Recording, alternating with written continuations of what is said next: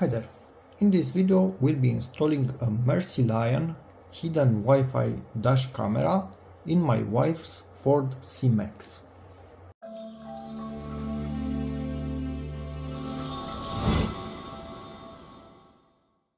And before opening the box, thank you very much Mercylion for sending this camera in.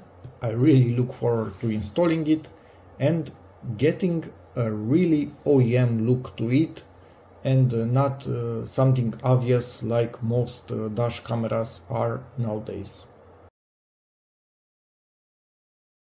What we have here, the 64 gigabyte micro SD camera, two transparent stickers that you can place on your windshield if you want to be able to easily remove the camera.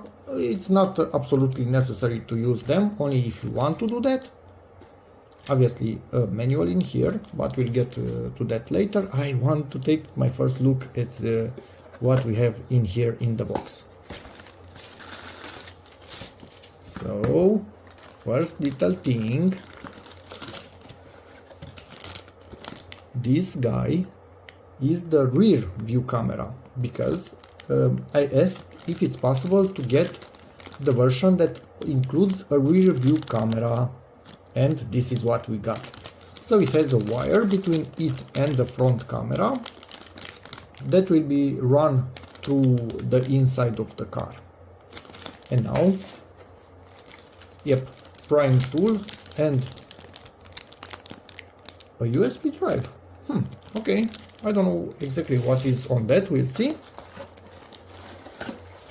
The plastic housing with the camera, which fits my wife's Ford C-Max. So this basically will replace part of the assembly that's hiding the rain sensor, I think, in my wife's car, something like that, with this. And it's going to look much better than just having something similar to this getting stick on the windshield somewhere randomly. And this will not be cannot talk properly. This will not be visible on the rear. Is that a windscreen still? Anyway, in the rear of the car, because we have darkened glass.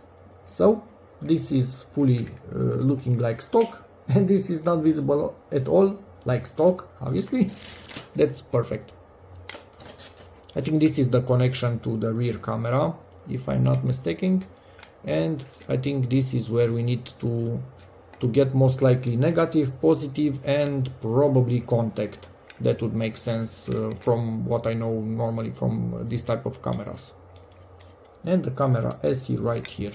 And again, it's little buttons on off, and presumably either to save the current video or to take a picture from this one. We'll see in the manual itself. Nice. And as you can see, it's quite a recent model. PC plus ABS housing itself. Cool. And now let's take a further look, because we still have stuff in here. Various modes or variants of connecting this to your car. So depends on what you have, and for me it also will depend on exactly what I find in there. I might not be able to find, or actually for sure I will not find directly something like this to plug into the car, but maybe there will be something that I can split, to plug something in here, then continue to plug this where it was going, and then have a split for this. Remains to be seen what I'm finding when I'm actually opening up in there. For sure I'm able to, if that is not according to my model, because there are so many variants, for sure I will be able to get power with this directly from the fuse box. It's quite simple. So one of them is always on power, the other one is contact, and that one is negative, which is ground, maybe it's better to say like that. So everything is absolutely in here, and also we have fuses. So we are taking these do look like fuses but are not fuses, are just connectors basically in place of a fuse, and our fuses are right here on the cables. So, and yeah, you can now see, so accessory power is red and always on power is yellow, battery plus, and ground black. It's, yeah, I like what I see until now, and I'm really excited to get to install this. Okay, so to be able to do this, first thing that we need to do is get rid of this little plastic right here. So we squeeze on it and kind of start to pull on it, but no, it was actually okay what I was doing, but I just did not squeeze it enough. If you feel you cannot squeeze it enough, pull on this other one just a tiny bit, and it will unlock. I'm still a bit locked on the other side, so I'm going to move it. Now that is out of the way, I'm not really sure. I think this we need to spread apart from both sides at the same time, so I need both hands, because they should have some locks. You lock it by pushing it upwards and it locks onto this big plastic that holds the whole mirror. So as I said, I pushed the mirror all the way down and pulled on the edges, and now it's unlocked. And I'm going to show you, come on, I need to move the mirror, it's not allowing me to take this off. Where the clips are, here are the clips, you can see them on both sides. And I'm going to show you into what they are locking right here. And now we are at this point. I need to unhook this. This is the wire coming and giving electricity to the electric rear view mirror. So maybe with this tool I can pry a little bit on this to be able to pull out. It has a clip right there in the middle, that little one. So let me see how I can get this out. So I managed to do this, and now I'm going to install the harness that Mercylion provided, which will split and give power to the mirror and also to our camera, which is perfect. Easy installation, no other wires that we need to bring here and stuff like that. So plug in this little cable. I cannot do it. I thought I will show you. I managed to do it with one hand at the end of the day. Then we have this little guy, which now will be going where the white one was before. Again with one hand. I hope I can do it. Nope, need two hands. I don't want to break the plastics in here. So now from the mirror point of view, it has again power, and this is where we plug in with the camera. So we'll be back in a second for that, and our camera is connected. And we can see a light on the camera, so for sure it has power. But at this point, maybe it would be best to read the manual and see. Probably it's signaling, hey, I don't have an SD card, so I should be plugging in that. But I'm going to check the manual just for a moment, and then clip this on and see how it sits in there. Yeah, I will disconnect it from the power source, plug in first that card, and then connect it again. So plug in the provided 64 GB card in this port right here.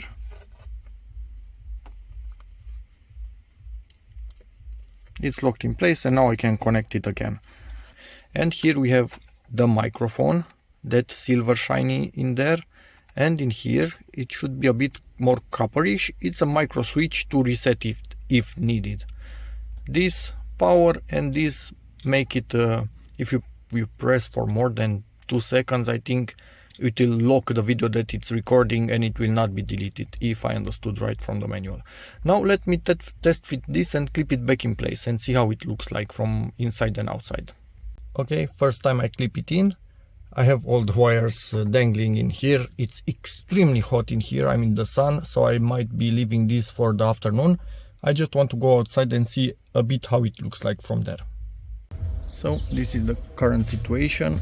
We do see the electronics a tiny bit in here, so I have a weirder cover in here, but I think I will find something to cover that.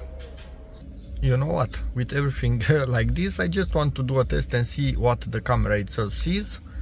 So I will follow these steps to connect to it and get back to you.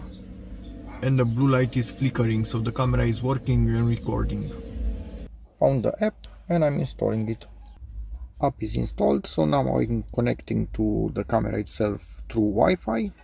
Now I'm back in the app, let's see. We see, I have a cable and I have the blue, I have the cable right in front of the lens, and I have the blue protection, which I will not peel off until I finish installing, but we have an image. Allow the location, and it's set by itself the date and time, so that's perfect. I think it took them from the phone.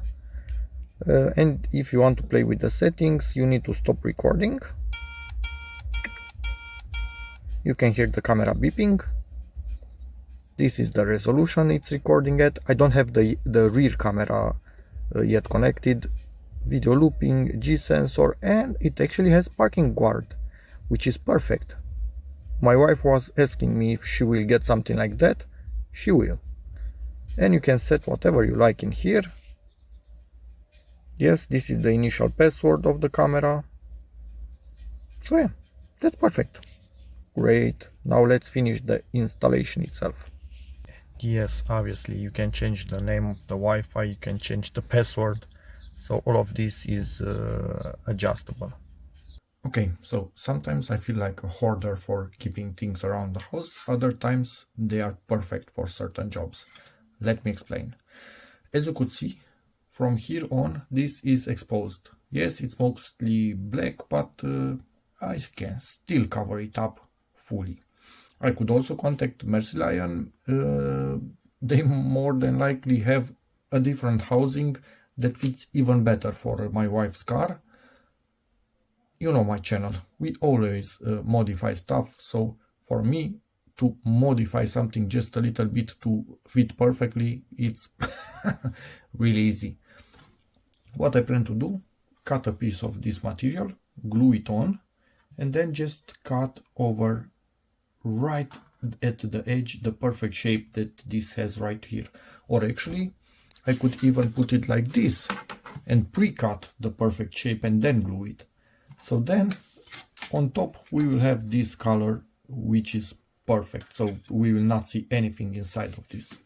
And also I've seen just a tiny bit of contact between the plastic housing and my rain sensor, which could be actually bigger than standard rain sensors, because this car actually has also the heated windshield.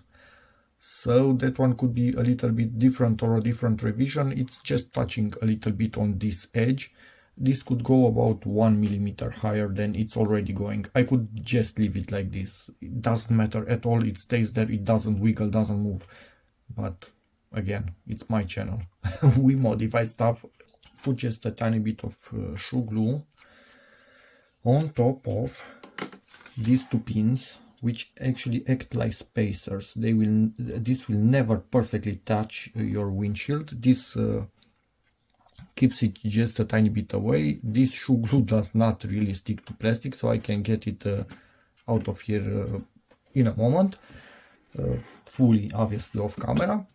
And it made a mark on this, and then I just put this to make sure that I know where the mark is a little bit better. And now I will drill 2 holes to allow me to put this on top and this to pass through this thingy, and then glue it in there.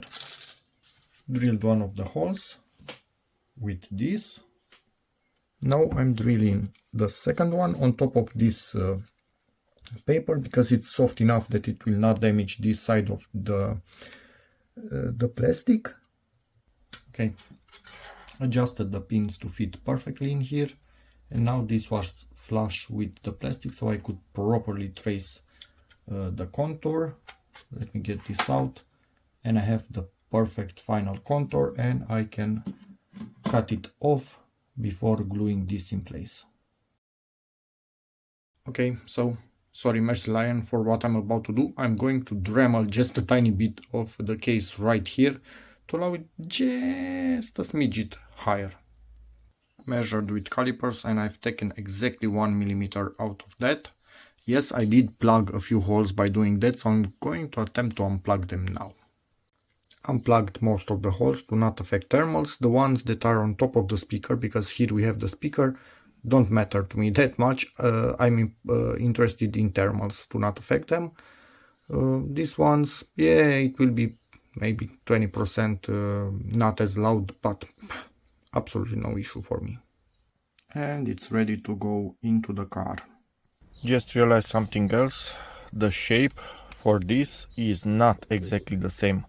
So yeah, I'm thinking more and more that my part is some kind of revision or a difference between Europe and US car or something like that. They just changed a little bit. Enough for this not to fit perfectly, but I will still make it work. Although I should have contacted Mercylion from the start when I saw that something does not seem to be right. And also I should have checked this directly from the start, but it's a bit late now. So yeah, I need to make it work. Checked the rear camera cable. It's long enough to go to the moon and back, so no issues whatsoever. So what I plan to do now is connect the cables and tuck them really nicely in this middle area, all of them. And I think we have a little fuse in here on the Y cable, on the splitter. So that's a really nice touch. And it's finally in. Yes, we have a bit of a gap, and you can spot some zip ties, one in here and one on the other side. With it, I closed the Mercylion case closer to this one to make sure that everything fits a bit better in place. Yes, this car has some sort of weird revision of this assembly, but yeah, anyway, made it work. And also the keen eye of you might see it's a bit to the right. It's a bit offset. Nothing that Mercylion has to do with that.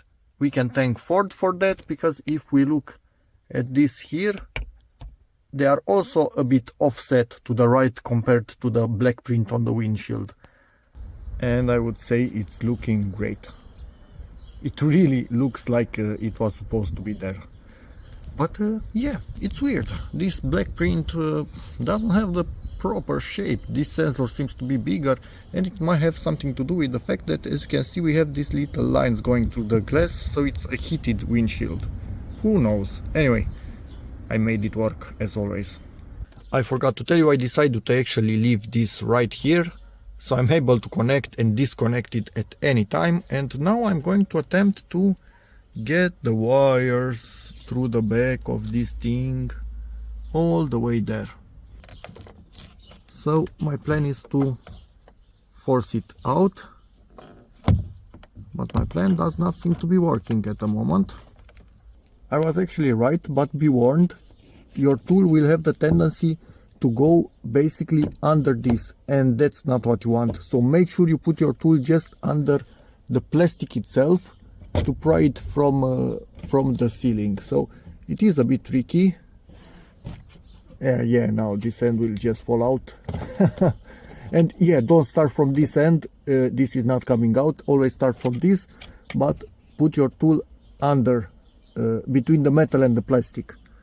At this point in time, what I recommend, you find a wire that's long enough, make sure it's insulated, and it needs to have a solid copper core, and you can start to push it from here up to there. When you reach here on this end of it, you attach the end of your cable that you are trying to pull, and make sure you put the correct end, because we need to connect here and then we need to connect the camera at the other end. If you put the wrong end, you have an issue.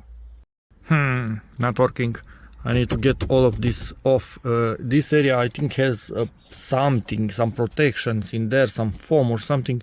I cannot really get the wire. It's hitting the plastic. It's I need to get all of this off. Yeah. Considering I opened up so much, I managed to basically push this wire through here and through here, and I will pull all of it. I will just leave a little bit of slack in this area. I'm already connected in here properly, so I will leave a bit of slack in case I ever need to disconnect. I have where to pull this basically from, because otherwise I would not be able to properly disconnect that. Okay, so from here to here I wasn't able to just push this flexible wire, so I am using my contraption, and I will just pull it from there, and we should see wire. Yay, perfect. And I can close this too, because from now on, actually no, that one no, because I need to go and remove those two things to be able to lower the headliner just a tiny bit. And to put it back in place, push it as much as you can at this end to make sure it's in the proper position, and only then it will actually allow you to lock it. And now to remove this, I didn't do those. It's how we bought the car. You kind of need this type of tool and get it under it.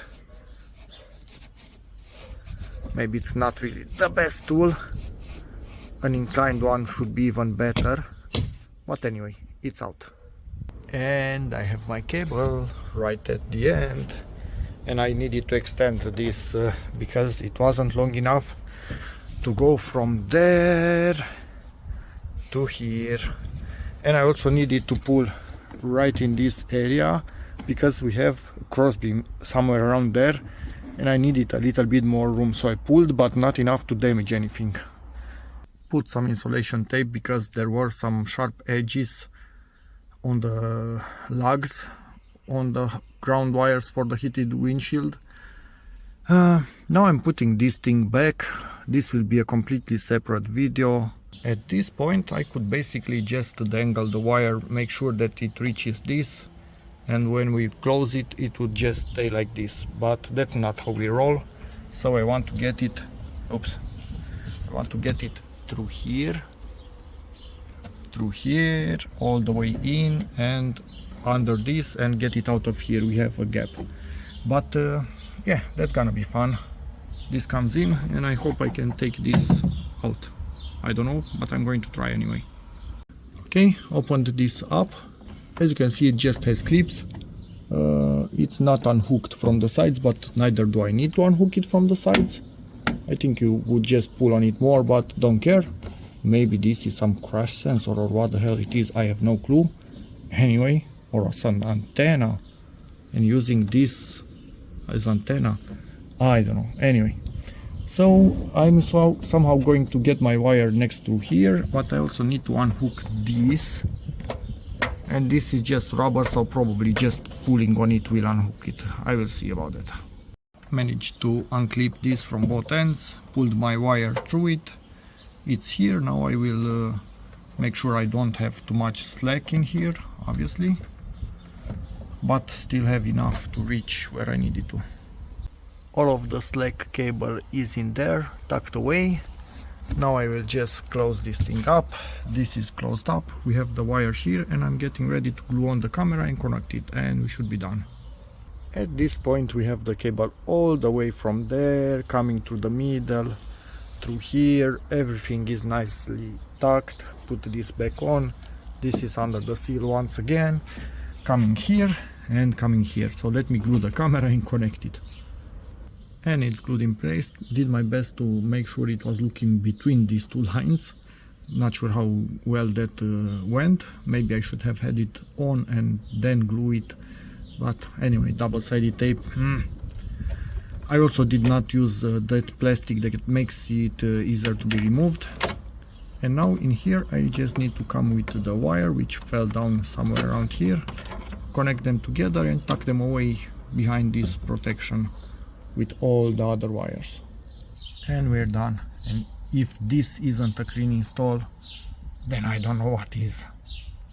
And it's done. The camera is installed, and you can barely see it only if you know what you are looking for and you have light on the other side. Otherwise you cannot see it with tinted window at the back.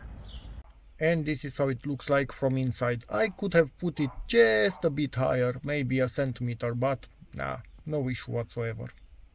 And this is what the cameras are seeing. Yes, you can switch what is on top in picture in picture, something like this, so you can see only back, only front.